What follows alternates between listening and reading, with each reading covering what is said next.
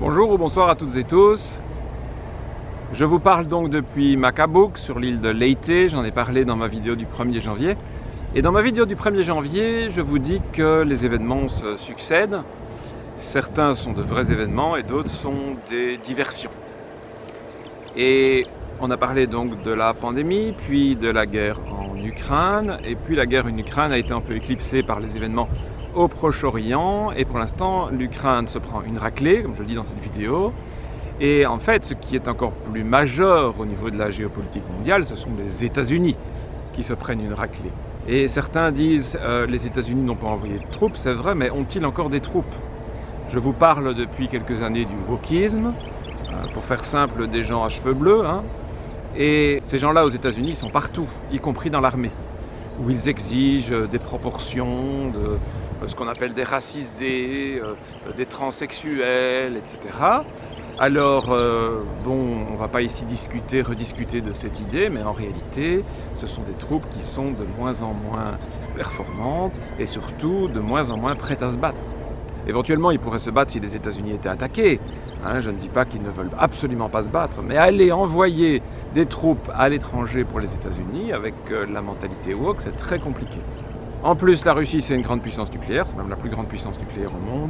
Et évidemment, envoyer des troupes n'a pas de sens parce qu'on ne peut que perdre.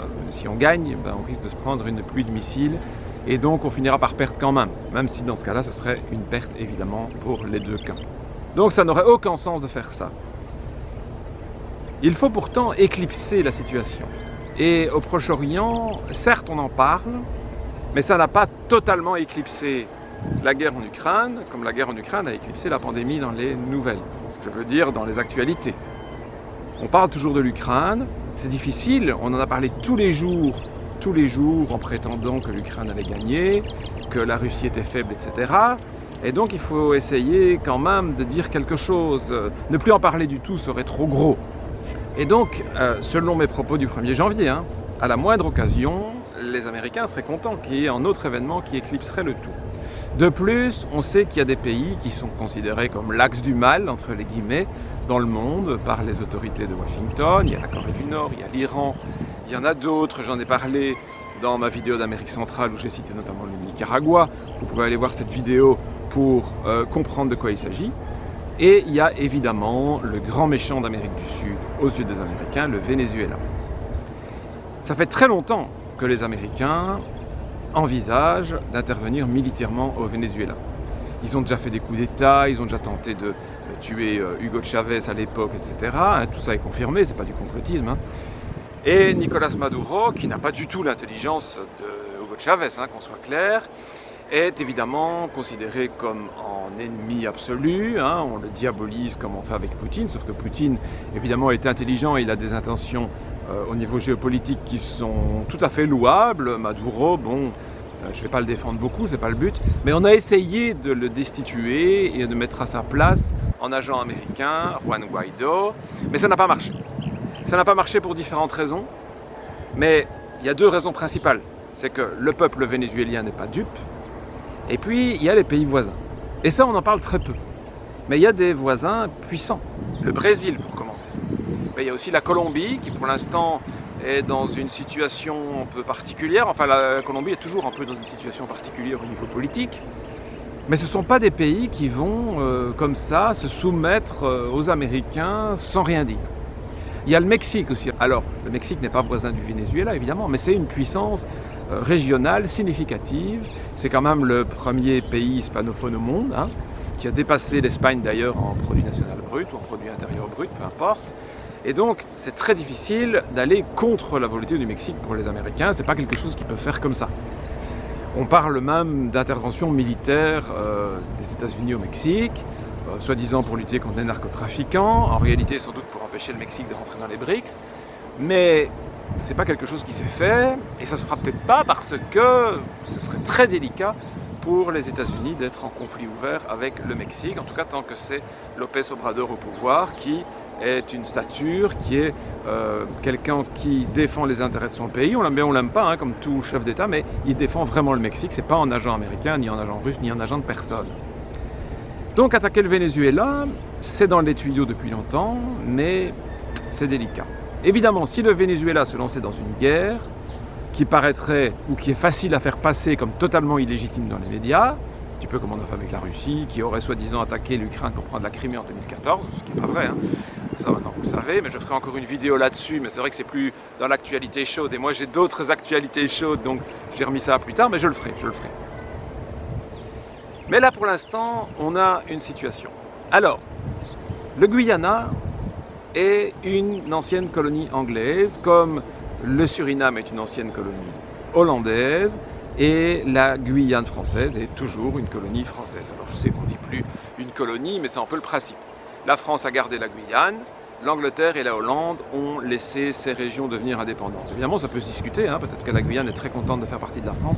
Je ne vais pas prendre parti sur la question et je n'ai jamais été en Guyane pour donner, disons, mon sentiment par rapport à la population, hein. Donc ne prenez pas ce que je dis ici comme une prise de position politique par rapport à la Guyane. Mais le Suriname et le Guyana, qui étaient en fait la Guyane hollandaise et la Guyane anglaise, sont devenus des pays indépendants et donc on leur a donné des noms pour les distinguer de la Guyane. Donc les Anglais ont le nom Guyana et les Hollandais Suriname. Le Guyana est un pays très peu peuplé, assez vaste. Alors il est plus petit que le Venezuela, il est minuscule à côté du Brésil, mais il est quand même assez vaste. Il y a beaucoup de forêts et très peu de population. Et avec cette minuscule population, il n'y a pas d'armée significative. Donc c'est un pays qui existe parce que les voisins le veulent bien. C'est aussi un pays qui existe parce qu'il y a des intérêts occidentaux via des multinationales du pétrole. Il faut savoir que, un petit peu comme en Irak avec le Koweït, les nappes de pétrole souterraines du Venezuela débordent évidemment du pays et un des voisins c'est le Guyana. Et ce pays, comme je l'ai dit, avec une population très réduite, etc., et qui a accès au pétrole vénézuélien, ça ne plaît pas au Venezuela. Alors, le Venezuela, comme je le dis, je ne le défends pas, je ne défends certainement pas Maduro, et je ne défends pas non plus évidemment l'Empire américain, l'Empire anglo-américain j'ai envie de dire, hein, parce que l'Angleterre n'est plus rien en soi, mais associée aux États-Unis, ce qu'elle est quasiment tout le temps, on l'a vu en Ukraine, etc., hein, un pays très agressif par rapport à la Russie par exemple, eh bien ça reste évidemment une puissance significative pour l'instant. Et Maduro a l'intention, semble-t-il, de récupérer une partie du Guyana, une partie significative, hein, pour contrôler son pétrole. Et encore une fois, on peut comprendre, ça se discute, bon, il faudrait qu'il y ait des accords entre les deux pays, hein, pour se partager correctement les choses, mais pour l'instant, ce n'est pas le cas, on est en plein conflit, et on peut se demander si ce conflit n'est pas attisé par les Anglo-Américains qui auraient besoin d'une guerre pour un petit peu oublier ce qui se passe en Europe. Je parle évidemment du conflit ukrainien qui tourne au fiasco total pour les Occidentaux. J'ai pour l'instant peu d'informations, parce que contrairement à la guerre en Ukraine que je suis depuis 2014 quasiment au quotidien, hein, j'ai plein d'informations, tout c'est de retrouver les sources quand je fais des vidéos, mais les informations elles sont dans ma tête. Le Guyana je connais beaucoup moins, j'ai pas été au Venezuela, et donc je ne me suis jamais concentré sur ce problème en détail. Toutefois, je m'informe, donc c'est en début de ma vidéo, c'est vous dire, ne vous inquiétez pas, je m'informe et donc je vous tiendrai informé. Et avant de faire une vidéo éventuellement plus détaillée, si les choses évoluent et qu'il y a des informations intéressantes à partager, notez que quand j'ai des vidéos intéressantes, je les partage sur Telegram. J'ai un canal Telegram et je vous invite vraiment à m'y rejoindre. Pour l'instant, il y a très peu de followers, hein. J'ai lancé ça comme ça quand on m'a exclu de Twitter en me disant j'aurais un canal alternatif par rapport à Facebook pour m'exprimer sur les choses géopolitiques. Sur Facebook, je ne dis plus rien parce qu'on est bloqué tout de suite, donc c'est même pas la peine, hein. On ne peut pas prendre parti, on ne peut rien dire, on peut parler du wokisme. Sur Telegram, on est relativement libre. Donc je vous invite à m'y rejoindre, nombreux, et faire un petit peu décoller mon canal que j'ai appelé Le Monde du point de vue naturaliste, je crois. Enfin, je le mettrai à l'écran. Et donc, le lien évidemment sera dans la description. Donc je vous invite à me rejoindre. J'ai déjà mis une vidéo assez intéressante d'une analyse d'Idriss Aberkane qui n'est pas la personne qui a toujours raison, hein. C'est un type qui s'investit, qui prend des risques dans ce qu'il dit, donc parfois il peut se tromper. Ceci dit, son analyse est intéressante. Je vais donc suivre comme ça les actualités et partager les plus intéressantes sur Telegram. Je vous invite à m'y rejoindre pour suivre ça. Et puis je voulais vous dire donc que je suivais ça de près, d'autant plus que ça pourrait avoir des influences sur mes projets. Alors, l'Ukraine n'a eu aucune influence sur mes projets, mais j'ai suivi ça de très près parce que ça m'intéresse aussi, hein, ça me passionne la géopolitique. Mais c'est vrai que nous avons l'intention, Marinella et moi, d'aller en Amérique centrale, mais on pourrait faire en crochet par un pays qui accepte Marinella sans visa. Et donc j'ai cité le Costa Rica et la Colombie. La Colombie étant le plus probable parce que c'est un peu moins cher depuis l'Inde, c'est plus direct. Bien souvent, enfin il y a des vols aussi avec une escale en Europe pour aller au Costa Rica, mais ils sont assez chers. Enfin bon, ça on va voir les détails. C'est vrai que s'il y a une guerre au Venezuela, ça pourrait changer les possibilités de voyage, etc. Ça dépend comment la Colombie s'implique ou ne s'implique pas. On va voir ça. Mais donc je suis ça de très près et je vous tiendrai informé. Ce qui est très intéressant, c'est que la presse occidentale, pour l'instant, n'en parle quasiment pas. Dans la presse francophone, j'ai rien vu passer. Alors j'ai pas spécialement cherché, je ne dis pas qu'il n'y a rien. Si vous allez sur Google et que vous tapez nouvelles du Guyana, etc., je parie que vous allez trouver des trucs. Je ne dis pas qu'il n'y a rien, mais ce n'est pas mis dans les grands titres alors que c'est quelque chose de potentiellement très sérieux. Donc on voit les conflits qui intéressent les grands médias et ceux qui ne les intéressent pas. Ceci dit, pourquoi est-ce qu'on en parle peu pour l'instant? À mon avis, c'est qu'on ne sait pas trop comment ça va tourner. Si le Venezuela n'attaque pas le Guyana, c'est-à-dire qu'il n'entre pas dans le territoire guyanais, je ne sais pas si on dit guyanais, il faudrait que je vérifie, comme la Russie l'a fait dans le Donbass, je pense que les États-Unis feront rien. Et donc, s'il ne se passe rien, il n'y a pas de raison de discuter de la situation parce qu'il y a quand même beaucoup d'erreurs des Occidentaux qui ont été faites dans cette région et il ne faut surtout pas pointer ça. Il faut donner l'impression, comme en Irak, comme en Ukraine, que c'est un grand pays qui, comme ça, pris d'un coup de folie, décide d'en attaquer un autre alors qu'il n'y avait aucune raison. C'est évidemment pas ça non plus. Et c'est pour ça que je voulais le souligner maintenant, directement, au tout début du conflit. Alors, quand on fait des recherches sur Google sur l'actualité de la région, qu'on regarde les actualités en anglais, qui sortent en premier, eh bien, en fait, on n'a quasiment qu'une seule information, c'est qu'il y a des tensions entre le Guyana et le Venezuela et que l'Angleterre a envoyé en bateau. Alors, c'est très intéressant parce que vous pouvez prendre ça à la rigolade, en disant les Anglais se croient encore comme un grand empire, capable de faire la guerre à des pays beaucoup plus grands qu'eux, alors qu'on sait que l'Europe, au niveau militaire, elle est complètement déclassée, sauf peut-être au niveau nucléaire, la France qui reste une des puissances, mais à part ça, il n'y a plus grand-chose qui se passe chez nous. Alors, moi je ne suis pas un militariste, mais il faut regarder les choses en face. Par rapport à des pays correctement équipés, les pays d'Europe ne peuvent plus faire grand-chose. Ceci dit, le Venezuela est loin d'être un des meilleurs pays au niveau militaire. Il a une armée relativement grande, mais l'équipement est de mauvaise qualité, et puis l'économie étant mauvaise, ils n'ont sans doute pas beaucoup de réserves pour acheter des munitions, etc. Donc je ne pense pas que le Venezuela soit un très gros morceau non plus. Il faudrait que je creuse, et je vais le faire, et si je trouve des informations intéressantes, encore une fois, je vous les communiquerai évidemment via Telegram et via une prochaine vidéo, je dirais très probable. Ceci dit, l'histoire du bateau anglais, soit on dit, bon, ils sont complètement fous, ils croient qu'ils vont reprendre le contrôle du Guyana comme ils ont pris les Malouines, les îles Falklands, avec quelques bateaux envoyés depuis l'Angleterre à l'époque de Margaret Thatcher. La situation a changé, c'est sûr. Et surtout, c'est très important, et je crois que c'est le point le plus important pour l'instant que personne ne semble prendre en considération, c'est qu'est-ce que vont faire les voisins. Vous savez, c'est pas la première fois que les États-Unis parlent d'aller au Venezuela, je vous dis, c'est dans les tuyaux depuis longtemps. Et la précédente, c'était à l'époque où Bolsonaro était au pouvoir au Brésil. Alors il faudra voir si Lula est également assez fort pour résister aux Américains. Mais on accusait Bolsonaro d'être trop proche des États-Unis. Et que Lula, plus à gauche, est plutôt contre les pouvoirs américains. Enfin, théoriquement. Mais c'est à voir, c'est à voir. Lula est resté dans les BRICS, contrairement à l'Argentine. Donc il est quand même proche de la Chine et de la Russie. On va voir un petit peu. Mais si les pays voisins refusent une intervention militaire américaine et sont prêts à s'engager, ça changerait toute la donne. Si les Américains, même avec leur armée, on va dire décadente, c'est tout le pays qui est décadent, c'est tout l'Occident d'ailleurs qui est décadent, attaquaient le Venezuela, si le Venezuela est seul, vraiment seul, il n'a aucune chance. Il faut être clair, c'est totalement déséquilibré, surtout que les Américains sont capables de demander de l'aide des Européens, comme ils font toujours, pour avoir plus d'argent, plus de moyens, plus d'avions, plus de ceci. Les Européens seuls ne peuvent rien faire, mais il leur reste quand même du matériel et un petit peu d'argent, enfin, ils impriment de l'argent, quoi. Mais disons que pour l'instant, ils ont encore la possibilité de le faire.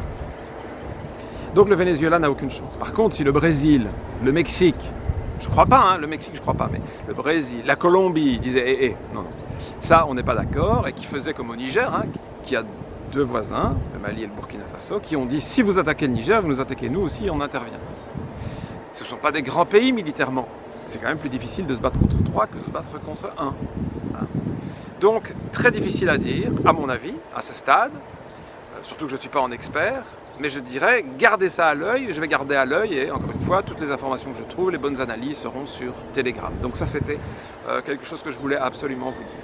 Ensuite, certains pensent que le Venezuela pourrait être défendu par la Russie. Alors que la Russie vende des armes au Venezuela, c'est une certitude. Qu'il les conseille éventuellement, etc. Oui. Mais que la Russie envoie des troupes au Venezuela pour le défendre, je ne pense pas du tout que ce soit réalisable. N'oubliez pas que la Syrie, c'était à moins de 1000 km des frontières russes. Il y a des avions, les fameux Tupolev 95, là, les vieux bombardiers à hélice, qui ont envoyé des missiles de précision depuis la mer Caspienne sur l'État islamique en Syrie. Donc depuis le territoire russe. Petite parenthèse à Xavier Titelman, je crois qu'il s'appelle, qui avait dit en février 2022 la Russie n'a pas de missiles de précision. C'est très très drôle. On le voit d'ailleurs maintenant, si vous suivez les actualités, c'est toujours triste quand il y a des gens qui meurent, je sais, mais enfin, on vous dit que la Russie a fait l'attaque la plus massive sur l'Ukraine depuis le début de la guerre avec des centaines et des centaines de missiles, de drones, etc. Et puis on vous dit qu'il y a eu 35 morts. Ça montre une précision extraordinaire en fait, peut-être la meilleure de l'histoire. Ça fait un seul mort par 6 missiles, je crois, pour la fameuse journée en question. Donc c'est très peu. Vous imaginez la précision. Alors que, bon, je ne vais pas vous rappeler ce qui se passe à Gaza, c'est très triste, mais je peux vous dire qu'il y a plus qu'un mort par missile, loin de là. Bref, c'était une petite parenthèse. La Russie pouvait intervenir facilement en Syrie, où elle a toujours d'ailleurs, des bases militaires, et c'était une proximité avec son territoire qui lui permet d'intervenir très facilement. Le Venezuela, c'est l'autre côté du monde, il faut traverser l'Atlantique. Alors est-ce que les Américains vont laisser les Russes traverser l'Atlantique et avec quoi? Ils n'ont pas de porte-avions. Enfin, ils ont un vieux porte-avions, mais enfin qui ne sert pas à grand-chose. Ce n'est pas du tout dans la doctrine de l'armée russe d'intervenir à l'autre bout du monde. Et donc ils ne sont pas préparés à ça. Alors est-ce qu'ils sont capables de le faire à long terme? Je crois que oui. Si Poutine disait aujourd'hui, voilà, on va équiper l'armée russe pour être capable d'avoir du matériel pour défendre un pays d'Amérique du Sud, il faudra 10 ans. Donc à mon avis, le Venezuela ne peut pas compter sur la Russie. Et pour la Chine n'est jamais comme ça intervenue à l'étranger, et je ne pense pas qu'ils franchiront le pas pour le Venezuela. Ils ne sont pas suffisamment proches, c'est pas suffisamment intéressant pour eux, c'est particulièrement loin. Si la Chine devait intervenir comme ça dans un pays étranger au XXIe siècle, là tout de suite, ce sera une distance, je ne sais pas, aux Philippines, où je suis maintenant, peut-être jusqu'en Indonésie, mais certainement pas au Venezuela. Donc le Venezuela ne peut pas compter sur une grande puissance militaire internationale pour le défendre. Éventuellement, comme je le dis, le Brésil, si le Brésil refuse l'intervention américaine, elle pourrait ne pas avoir lieu. Mais si le Brésil ne refuse pas et que Maduro, qui n'est quand même pas, il faut reconnaître, comme on dit, le couteau le plus aiguisé du tiroir, décide d'envahir comme ça, comme on fout le Guyana. Certes, le Guyana ne pourra pas se défendre et le bateau anglais ne suffira pas, mais ce sera un magnifique prétexte, entre les guillemets, pour les États-Unis d'enfin avoir leur guerre contre le Venezuela. Et en plus, quelle opportunité fantastique pour oublier l'Ukraine. Donc, suivez ça de près. Je le ferai aussi pour vous. Mais n'hésitez pas à chercher d'autres sources, je vous le dis toujours, ne vous basez jamais sur une seule source. Et notez aussi le silence particulièrement assourdissant des médias occidentaux, français, surtout à ce sujet. C'est dommage, et donc cette vidéo rapide comme ça que j'ai faite maintenant alors que je suis occupé à écrire mon livre, j'ai vraiment pas le temps pour faire des recherches et des montages très détaillés. Mais je voulais absolument vous dire, jetez un coup d'œil, gardez un œil ouvert sur ce qui se passe, et ne vous laissez pas avoir avec des informations qui n'ont que pour but de détourner votre attention sur les choses qui sont vraiment importantes. Une guerre États-Unis-Venezuela, ce serait quelque chose pour le monde qui serait d'une importance significative et à mon avis ce serait assez gravissime, donc je ne souhaite évidemment pas une telle intervention et j'espère que Maduro ne va pas être complètement fou et risquer un tel conflit qui serait aussi une catastrophe évidemment pour le peuple vénézuélien qui souffre déjà beaucoup des sanctions économiques que lui imposent les États-Unis.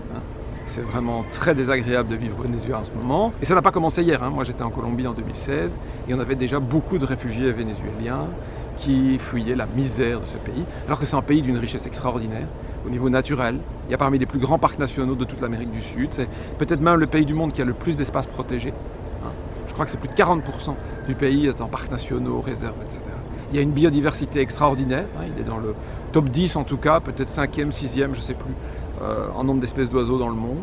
Il y a de magnifiques endémiques, il y a des zones humides extraordinaires, la plus grande d'Amérique du Sud, voire du monde après le Pantanal.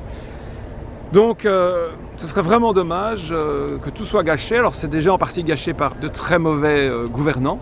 Hein. Donc je souligne, je ne soutiens pas Maduro, je le répète. C'est pas pour ça que je souhaite une guerre contre lui et son peuple surtout. Et malheureusement, la situation est déjà mauvaise, mais une guerre contre les États-Unis sera vraiment une catastrophe à tous les points de vue. Et donc, surtout, ne pas se laisser manipuler par les fausses informations qui arriveront nécessairement si une guerre devait démarrer avec l'Occident, avec les États-Unis, exactement comme il s'est passé en février 2022. Je rappelle que j'avais fait une vidéo pour annoncer la propagande, et quand vous la regardez, cette vidéo avec du recul, et que vous voyez toutes les informations mensongères qui vous ont été données, j'avais malheureusement raison, et je dirais même que j'avais sous-estimé le niveau de mensonge que nous allions nous servir dans les médias. Je vous souhaite encore une fois une bonne année 2024. Je vous rappelle que j'ai fait quelques prophéties pour cette année. Et je raconte aussi un petit peu ce qui va se passer pour nous. Dans 10 jours, on devrait s'envoler pour l'Inde. Un très grand moment pour Marinella qui n'a jamais été si loin des Philippines. Pour l'instant, elle n'a visité en dehors de son pays que l'Indonésie et la Malaisie. Et encore la Malaisie, seulement la partie Bornéo, elle n'a pas vu la péninsule. On y fera une escale en allant en Inde à Kuala Lumpur. On aura quelques heures pour voir un petit peu Kuala Lumpur. Enfin bon, c'est pas extraordinaire, c'est juste la ville. Et puis on se lance pour une grande aventure. Alors les grandes aventures, moi j'ai l'habitude. En particulier depuis 2020 où j'ai pas arrêté de voyager un peu partout dans des conditions assez incertaines avec beaucoup de questions ouvertes et de flexibilité, mais cette fois nous allons le faire à deux pour la première fois, et donc c'est vrai qu'on sent un petit peu de stress qui monte. Voilà, bon courage pour cette année 2024, bonne chance, bonne santé et à bientôt. Peut-être que ma prochaine vidéo sera tournée depuis le sud de l'Inde. Ma vidéo 198, je crois.